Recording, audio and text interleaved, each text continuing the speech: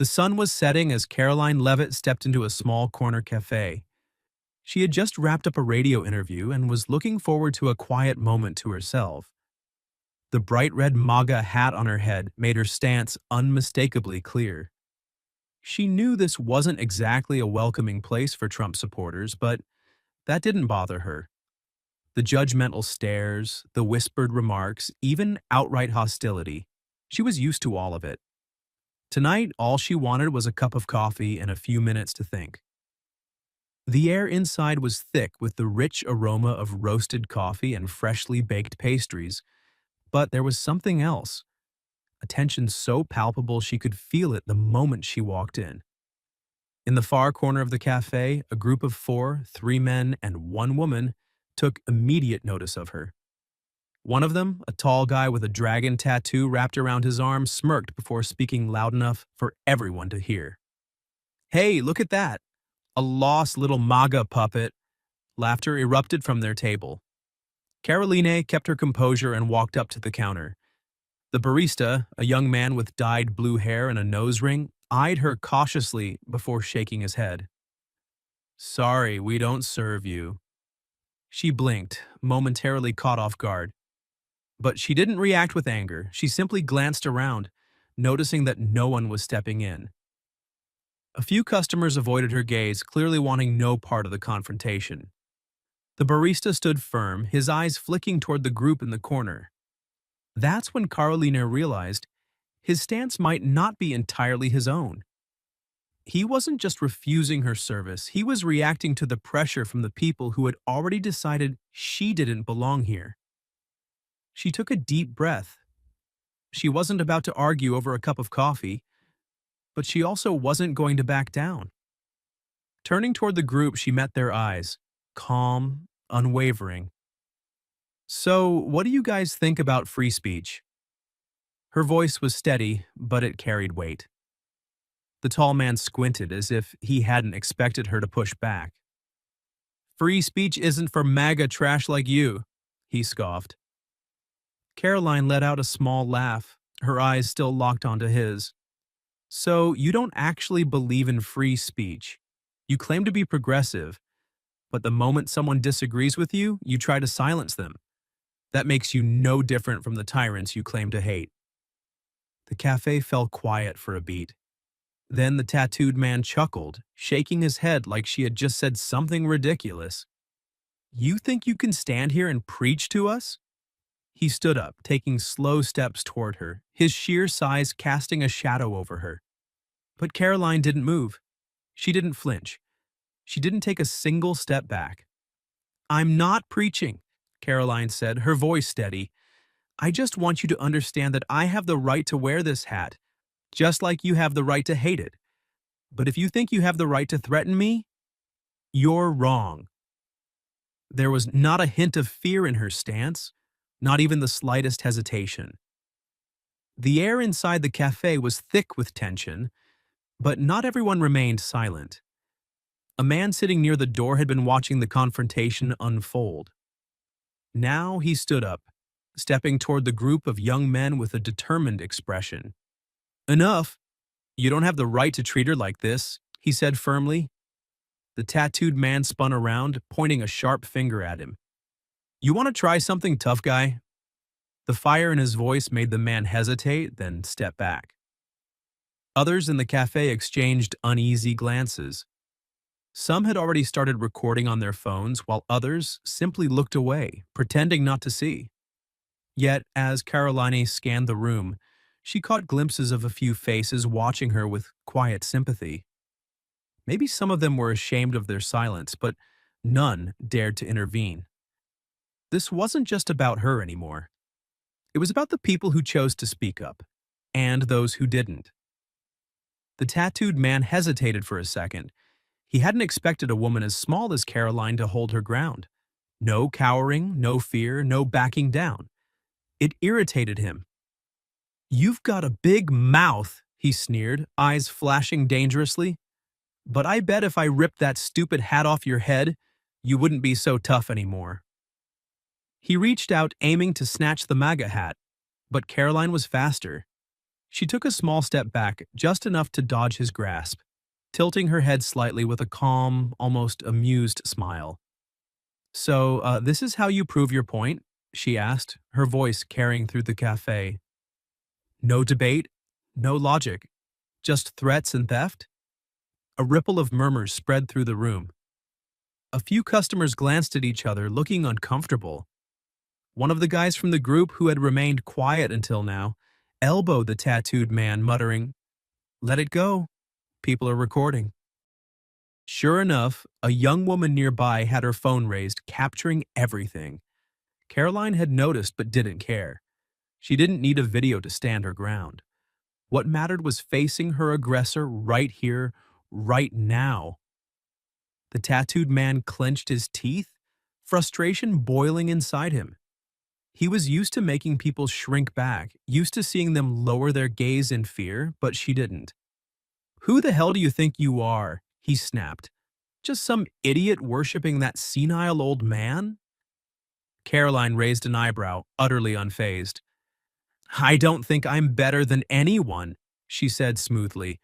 "But at least I know I'm not a grown man trying to bully a woman in a coffee shop just because she has a different opinion."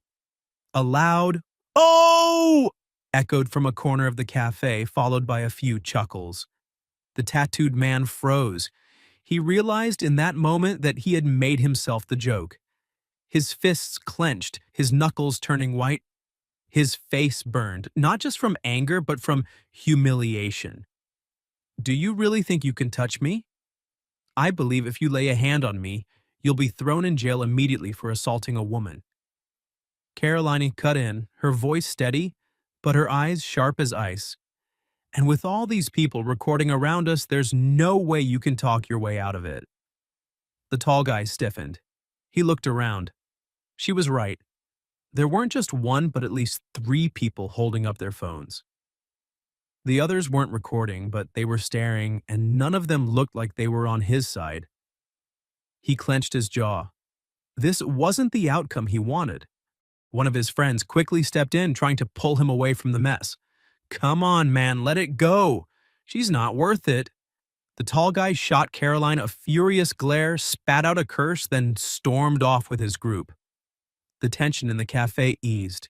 Some customers went back to what they were doing, but a few still glanced at Caroline, their expressions now carrying a hint of admiration. The bartender with the blue hair stood still for a moment, impressed by her composure. After a brief silence, he sighed and loosened his stance. "What do you want to drink?" His tone was no longer laced with sarcasm. Carolina gave a small smile. "A latte. Thanks." She stepped to the counter, pulled out her wallet, and paid like nothing had just happened. Taking a sip of her latte, she let the mild bitterness mix with the smooth foam.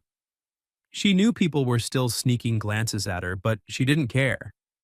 She was too used to the stares, the whispers, the threats. What mattered was that she never backed down. But she didn't expect that the cafe incident was just the beginning of something much bigger. A few hours later, as she stepped outside, a bad feeling crept over her. The unmistakable sensation of being watched. Instinct kicked in. She scanned her surroundings. In the distance, two figures stood near a dark alley, one tall, one shorter. It was them. The two guys from the cafe. Caroline wasn't scared, but she knew she had to be smart. Adjusting her bag strap, she kept her pace steady, avoiding side streets and sticking to busy roads where cars and people were everywhere. They still followed. Her phone buzzed with a message. "Jake, you good? Feels like something's up." Caroline smirked. His instincts were always sharp. "Caroline, I'm fine, just being followed. Heading home now." Less than a minute later, his reply came. "Jake, send me your location." She didn't hesitate. No matter how tough she was, having backup was always an advantage. As she neared a quieter parking lot, the footsteps behind her suddenly picked up speed. "Hey, MAGA girl." She stopped, turned around, her expression calm. The two men closed in. The tall one, the same guy who had tried to snatch her hat earlier, sneered. but his eyes burned with anger. "You think you won today?" He scoffed. "You think you can humiliate me in front of everyone and just walk away?" Caroline crossed her arms, standing firm. "If your pride depends on bullying a girl over a hat, then I don't think the problem is me. I think it's you." The shorter guy let out a low chuckle. "You talk big," he muttered, "but I bet when we take that damn hat, you'll shut up real quick." The guy lunged forward, reaching for her hat, but Caroline was ready. She sidestepped smoothly, dodging his grab, and delivered a sharp kick straight to his knee. It landed hard and precise, making him buckle with a pained grunt. "Damn it!" he roared. The tall guy's eyes flared, caught off guard by how fast she reacted. But he wasn't about to back down. Clenching his fists, he charged again. Carolina knew she couldn't overpower him in a direct fight, but she had speed and technique on her side. She dodged his punch and slammed her elbow into his ribs. He stumbled, but didn't go down. She realized she couldn't keep this up for long. No matter how skilled she was still just one woman against two aggressive men. But she didn't need to fight for long. Just as the tall guy was about to lunge again, a deep, commanding voice cut through the alley. "Stop, now!" Jake stood there. His cold stare and solid stance made him look like a wall of steel. His leather jacket stretched over his broad shoulders, and the fire in his eyes was enough to set those two on edge. The tall guy hesitated. The shorter one was still clutching his knee, groaning in pain. Jake took a step forward. His mere presence made them shrink back. "You two want to try me?" His voice was low, steady, but it carried a weight that froze the air. The tall guy clenched his fists, realizing there was no winning this fight. He muttered a curse, then bent down to help his friend up. "You won't be so lucky next time, bitch," he spat before the two of them disappeared into the night. Jake watched them go before turning to Caroline with a knowing look. "So, this is what you do for fun after work?" His tone was teasing. Caroline chuckled, adjusting her hat. "Just self-defense." Jake studied her for a moment, then shook his head. "You really have a way of pissing people off." She smirked. "Only the ones too weak to handle a conversation." Jake sighed, draping an arm over her shoulder as he led her out of the alley. "Next time, call me sooner." "I'll think about it." They both knew she wouldn't. The next morning, Caroline woke up to dozens of messages and missed calls. As soon as she unlocked her phone, she found herself in the middle of a media storm. The cafe incident had gone viral, but the headlines weren't in her favor. The videos had been edited, cutting out the key moments. The bartender refusing her service, the insults thrown her way.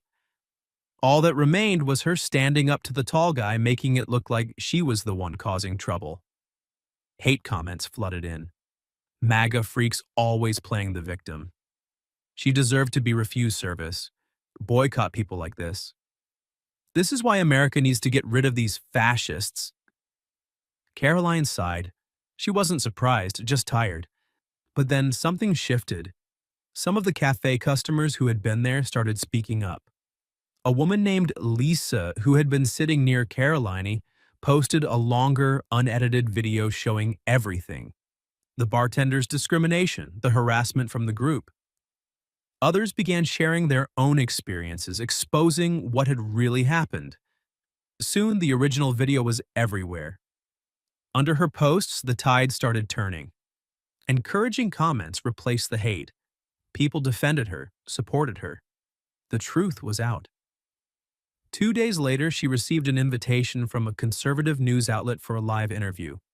She accepted. During the broadcast, the host asked, "Do you think your MAGA hat was provocative? Were you trying to stir up conflict?" Caroline stayed composed, her eyes sharp. When did a hat become a valid excuse to harass someone? If someone wore a Biden hat, would they have been treated like I was? If the answer is no, then the problem isn't the hat. The problem is the hypocrisy. The host nodded. Karoline continued, "We don't have to agree on politics, But when one side thinks they have the right to silence the other through intimidation and abuse, that's not disagreement. That's dictatorship in disguise. Her words spread like wildfire, not just among conservatives, but also among those who valued free speech. But just when things were settling down, she got a text from an unknown number. You think you've won? You have no idea who you're messing with. Watch your back. She wasn't shocked. Cowards always hid behind screens, but she wasn't afraid. She had learned that when you stand up for what's right, there will always be people trying to tear you down. What mattered wasn't what they did, it was how she responded. She set her phone down, adjusted the red hat on her head, and stepped outside. Because the world doesn't belong to the weak,